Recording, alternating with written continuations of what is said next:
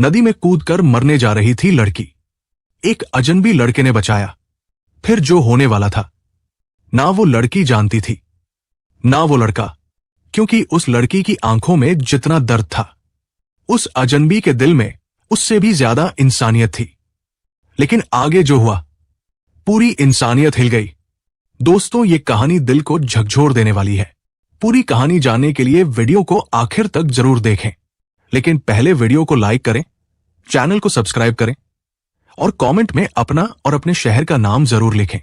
दोस्तों, ये सच्ची कहानी बिहार प्रदेश के वैशाली जिले की है, जहां दो दोस्त अर्जुन और ईशान अपने मनपसंद ठिकाने पर नदी किनारे एक पुराने पीपल के पेड़ के नीचे बैठे बातें कर रहे थे।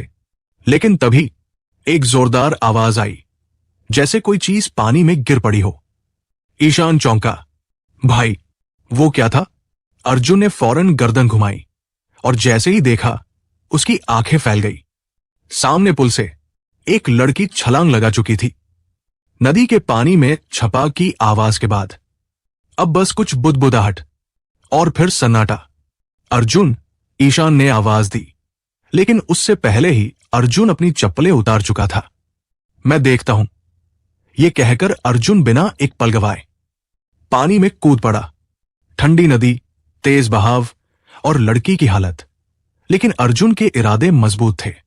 उसने बड़ी मुश्किल से उस लड़की को किनारे की ओर खींचा। ईशान भी दौड़कर आया और दोनों ने मिलकर लड़की को किनारे खींच लिया। लड़की की सांसें धीमी थी, उसका चेहरा पानी से भीगा था और पलकों में कोई हरकत नहीं थी। अर्जुन ने तुरंत सीपीआर देने की कोशिश की और जैसे ही कुछ पानी उसकी सांसों से बाहर आया, लड़की ने खांसते हुए आंखें खोल दी। तुमने मुझे क्यों बचाया? ये उसके पहले शब्द थे और उनमें इतनी पीड़ा थी, जैसे किसी ने उसके सारे सपने, सारी उम्मीदें छीन ली हो। अर्जुन और ईशान अवाक थे। लड़की फिर उठी, डगमगाते हुए उसी पुल की ओर बढ़ने लगी। रुको, अर्जुन चीखा। क्या कर रही हो तुम? जिंदगी से भागने का मतलब यह नहीं होता कि वो सब खत्म हो गया। लड़की वहीं रुक गई, फिर धीरे धीरे बैठ गई और फूट फूट कर रोने लगी। उसकी आंखों में सालों से जमा दर्द जैसे बहता चला गया हो। कहो, क्या हुआ है तुम्हारे साथ? अर्जुन ने नरम आवाज में पूछा। बताओ, हम तुम्हारे दोस्त हैं। ईशान ने भी हिम्मत बंधाई। कुछ देर की चुप्पी के बाद लड़की ने गर्दन उठाई, कांपते होठों से बोली, मेरा नाम पाखी है और शायद ये कहानी सुनने के बाद तुम भी मुझे दोष दोगे। लेकिन फिर भी सुन लो, क्योंकि अब और कुछ छुपाने को बाकी नहीं बचा। उसके बोलने के अंदाज में एक टूटी हुई आत्मा की गूंज थी। अर्जुन और ईशान बस उसे देखने लगे, जैसे वो कोई इंसान नहीं, बल्कि किसी दर्द की प्रतिमा हो। मेरे पापा, मेरी मम्मी, मेरी दुनिया थे। लेकिन जब मैं 5 साल की थी, मेरी मां एक बीमारी में गुजर गई। पाखी की आवाज कांप रही थी। पापा टूट गए, लेकिन मेरे लिए जिंदा रहे। लोग उन्हें समझाते रहे कि दूसरी शादी कर लो, बेटी को संभालना मुश्किल होगा। बहुत मना किया पापा ने, लेकिन समाज के दबाव में झुक गए और उन्होंने शादी कर ली एक औरत से, जिसे मैं आज तक मां कहने की हिम्मत नहीं जुटा पाई। शादी के कुछ ही दिन बाद मेरी सौतेली मां, जिसे सब सरोजा कहते थे, उसने मुझे बेटी की जगह बोझ कहना शुरू कर दिया था। मैं स्कूल जाती थी, लेकिन घर लौटते ही मुझे झाड़ू पोंछा, बर्तन, खाना सब कुछ करना होता था। सिर्फ 8 साल की उम्र में मैं नौकर बन चुकी थी, उस घर में जिसे मैं अपना कहती थी। अर्जुन की आंखें भर आई थी। उसने नजरें फेर ली, लेकिन ईशान अब भी स्तब्ध होकर पाखी की ओर देख रहा था। पाखी बोलती रही और रोते हुए कहती रही, मेरे पापा चुप रहते थे जब जब उन्होंने मेरे हक में बोलने की कोशिश की। मेरी सौतेली मां सरोजा चिल्ला चिल्ला कर उन्हें शर्मिंदा कर देती, कहती, तुम्हारी बेटी निकम्मी है, बिगड़ जाएगी, काम नहीं करेगी तो शादी कौन करेगा इससे? और पापा, वो झुक जाते, खामोश हो जाते, जैसे अपनी ही परछाई से डरने लगे हों। पाखी अब जमीन की ओर देख रही थी, जैसे वहां उसकी टूटी जिंदगी के टुकड़े बिखरे हों। लेकिन वो खुद को संभालते हुए बोली, धीरे धीरे वक्त बीतता गया। मेरी सौतेली मां के 2 बच्चे हुए, एक बेटा और एक बेटी। और जब वो दोनों थोड़े बड़े हुए तो उन्होंने भी मुझे नौकर ही समझा। कोई इज्जत नहीं, कोई प्यार नहीं, बस ताने, काम और मार। कभी कभी मैं सोचती थी, क्या मैं वाकई अनचाही हूं? क्या मेरी मां के साथ मेरा भी अंत हो जाना चाहिए था? पाखी की बात पर ईशान की आंखें नम हो गई। उसने अर्जुन की ओर देखा, लेकिन अर्जुन अब भी बस एकटक पाखी को देख रहा था, जैसे उस पल उसने कोई फैसला कर लिया हो। अब पाखी थोड़ी शांत थी, पर दर्द अभी भी उतना ही था। उसने कहा, एक बार पापा ने कहा था कि मुझे शहर भेजेंगे आगे की पढ़ाई के लिए। मेरा मन भर आया था। मैं पहली बार सपना देखने लगी थी। लेकिन सौतेली मां ने ऐसा तमाशा किया घर में कि पापा खुद मुझसे कहने लगे, रहने दे बेटा, यही ठीक है तू। और उस दिन कुछ टूट गया था मुझ में, हमेशा के लिए। पाखी ने लंबी सांस ली और एक पल के लिए आंखें बंद कर ली। मैंने पढ़ाई छोड़ दी, अपने सपनों को जला दिया और उसी राख से रोज रोटियां सेंकती रही। अपने लिए नहीं, उस परिवार के लिए जिसने मुझे कभी बेटी माना ही नहीं। फिर एक दिन सब सो रहे थे और मैंने सोचा, शायद आज अगर मैं सो जाऊं हमेशा के लिए तो कोई फर्क नहीं पड़ेगा। मैं निकल पड़ी बिना कुछ कहे और इस पुल पर आकर खुद को उस पानी के हवाले कर दिया जो शायद मेरी तकलीफें भी बहा ले जाएगा। उसकी बात खत्म होते होते अर्जुन का गला भर आया था। पाखी, अर्जुन ने धीरे से उसका हाथ थामा, तुमने बहुत सहा है, लेकिन अब नहीं। अब तुम्हारे साथ कोई और जुल्म नहीं होगा। ईशान भी बोला, तू हमारे साथ चल, हम तुझे अकेला नहीं छोड़ेंगे। तू हमारी बहन जैसी है अब। पाखी ने पहली बार दोनों को देखा। उसकी आंखों में हल्की सी उम्मीद की झलक थी, जो सालों से कहीं दबी हुई थी। लेकिन तभी अर्जुन ने कुछ कहा, जिसे सुनकर पाखी और ईशान दोनों ही हक्के बक्के रह गए। मैं तुम्हारे साथ सिर्फ हमदर्दी नहीं करना चाहता पाखी, मैं चाहता हूं कि तुम्हारा हर कल बेहतर हो। और अगर तुम चाहो तो मैं तुम्हें अपनी जिंदगी का हिस्सा बना सकता हूं। वो शाम धीरे धीरे रात में बदल रही थी, लेकिन अर्जुन और ईशान की आंखों में अब एक अजीब सी बेचैनी थी और पाखी के चेहरे पर हल्का सा सुकून। शायद पहली बार किसी ने उसकी कहानी सिर्फ सुनी नहीं, महसूस भी की थी। अर्जुन ने जेब से मोबाइल निकाला और बोला, पाखी, तुम्हारे पापा का नंबर दो, हमें उनसे बात करनी होगी। पाखी थोड़ा झिझकी, उसकी आंखों में डर था। वो कुछ नहीं करेंगे। वो पहले भी कुछ नहीं करते थे, अब करेंगे, अर्जुन ने ठहर कर कहा, क्योंकि अब हम चुप नहीं बैठेंगे। पाखी ने कांपते हाथों से नंबर दिया। अर्जुन ने कॉल लगाया। उधर से आवाज आई, थकी हुई, टूट चुकी। हाँ बोलिए। नमस्ते, मैं अर्जुन बोल रहा हूं। आपकी बेटी पाखी हमारे पास है। उसने आज आत्महत्या की कोशिश की और हमने उसे बचाया। कुछ सेकंड तक खामोशी रही, फिर आवाज आई, अच्छा ठीक है, बचा लिया तो ठीक है, अब जो करना हो करो। आपको फर्क नहीं पड़ता? अर्जुन का गुस्सा उबल पड़ा। क्या फर्क पड़ेगा बेटा, जब हर रोज अपनी बेटी को अंदर से मरते देखा हो, तो एक दिन वो बाहर से भी मर जाए तो क्या रह जाता है? मैं खुद बहुत मजबूर हूं। कॉल कट गया। अर्जुन कुछ सेकंड तक मोबाइल को ताकता रहा, फिर धीरे धीरे उसकी मुट्ठी भींच गई। नहीं, अब और नहीं। ईशान समझ गया, अर्जुन कुछ बहुत बड़ा सोच रहा है। चलो पुलिस स्टेशन चलते हैं। अब यह मामला सिर्फ घर की दीवारों के अंदर नहीं रहेगा। तीनों सीधा पास के थाने पहुंचे। पाखी अब भी चुप थी, लेकिन उसकी आंखों में हल्की सी उम्मीद थी, जैसे बरसों की अंधेरी सुरंग में पहली बार कोई दिया जला हो। पुलिस स्टेशन में अर्जुन ने सब कुछ विस्तार से बताया। लड़की की आत्महत्या की कोशिश, घरेलू शोषण, सालों की मानसिक प्रताड़ना। पुलिस वाले पहले तो असहज हुए, लेकिन जब अर्जुन ने कहा, मैं इसके साथ हूं और हर कार्रवाई में इसका साथ दूंगा, तब वो गंभीर हो गए। इंस्पेक्टर बोला, बेटा, यह गंभीर मामला है। अगर लड़की खुद चाहे तो हम केस दर्ज कर सकते हैं, लेकिन इसे खुद बयान देना होगा। अर्जुन ने पाखी की ओर देखा। उसकी आंखें डबडबाई हुई थी, लेकिन होंठ बंद। पाखी, अर्जुन धीरे से उसके पास गया। ये सिर्फ एक एफआईआर नहीं है, ये तुम्हारी जिंदगी का फैसला है। या तो तुम फिर से उस नरक में लौट जाओगी या अब अपने लिए खड़ी होगी। एक लंबा सन्नाटा छा गया। फिर पाखी ने गर्दन हिलाई। मैं बयान दूंगी साहब, मैं अब और नहीं झेल सकती। अर्जुन ने चैन की सांस ली।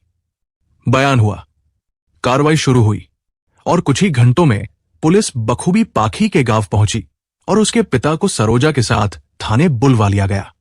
थाने में जैसे ही पाखी के सौतेले मां और बाप पहुंचे, सौतेली मां ने आंखें घुमाई और कहा, हमें नहीं पता ये लड़की कौन है। इंस्पेक्टर भड़क गया। ये वही लड़की है जिसने आपके घर में सालों सेवा की और आज उसी का नाम मिटाने आए हो। शर्म नहीं आती? पाखी ने कांपते होठों से कहा, मैं इनकी बेटी हूं।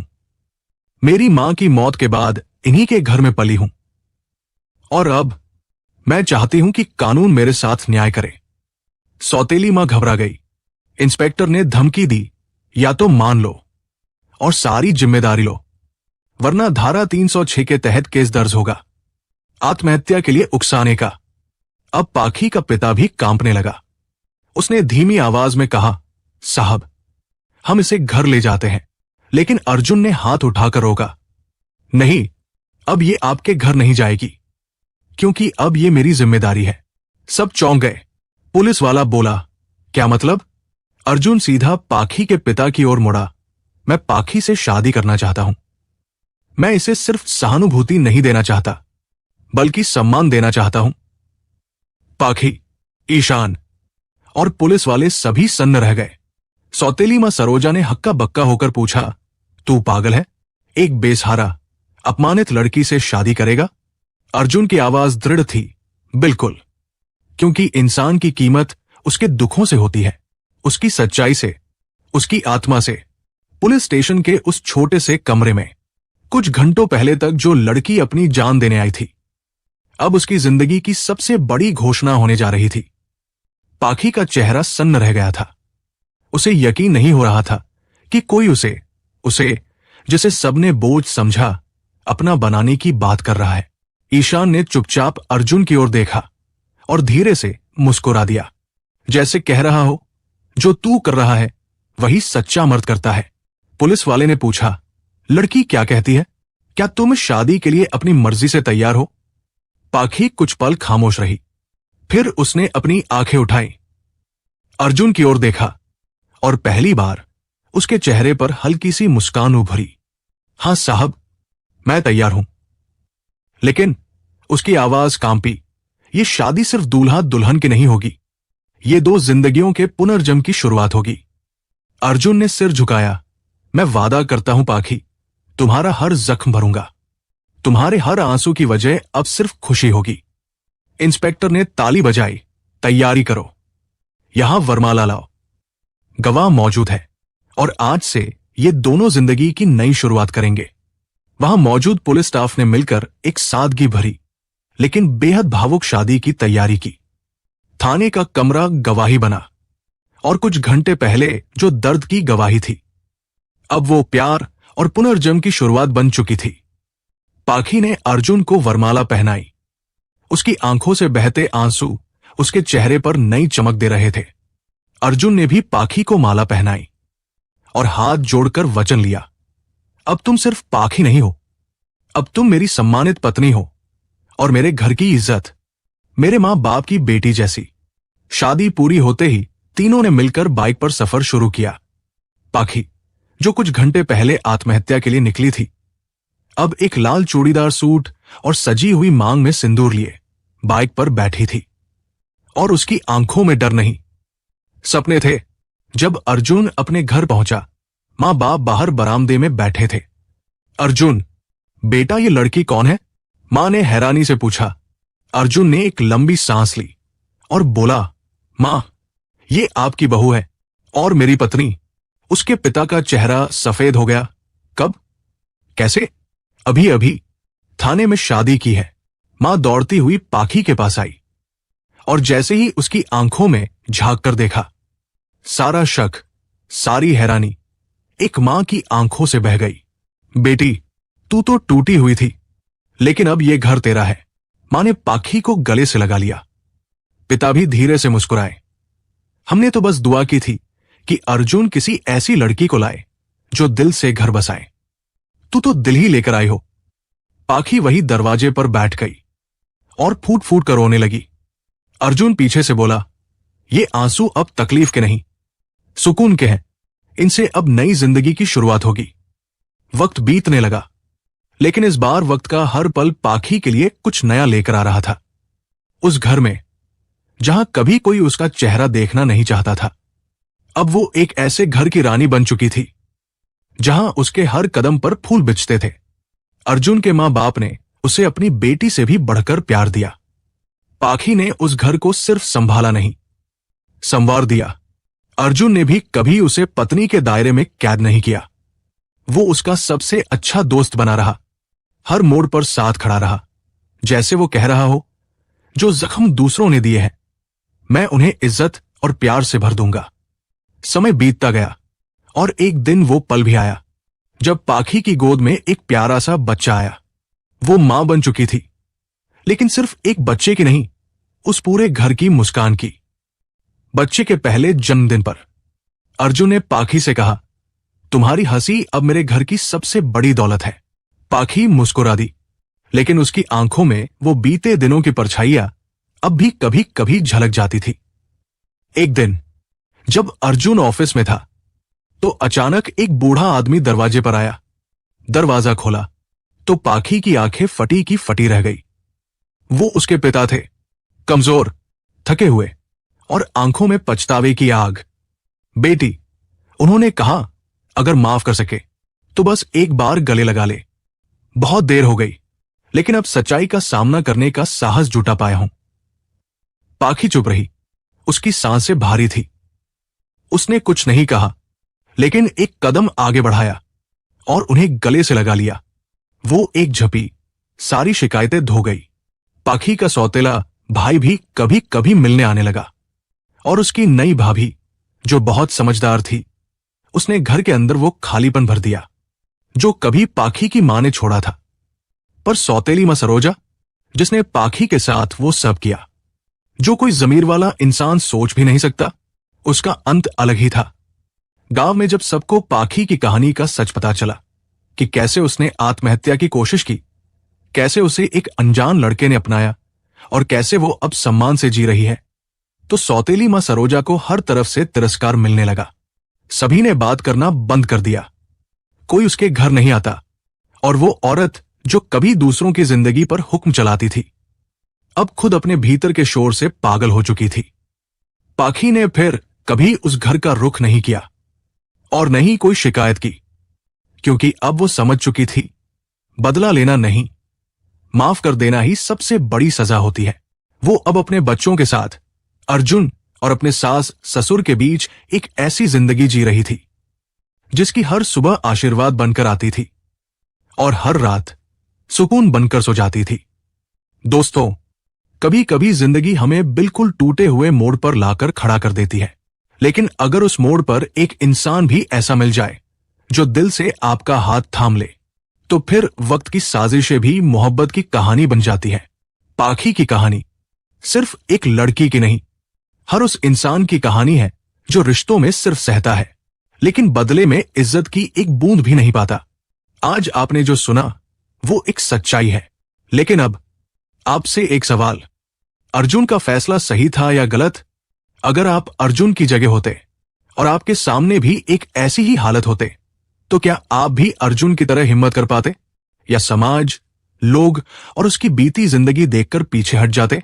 नीचे कमेंट करके जरूर बताएं।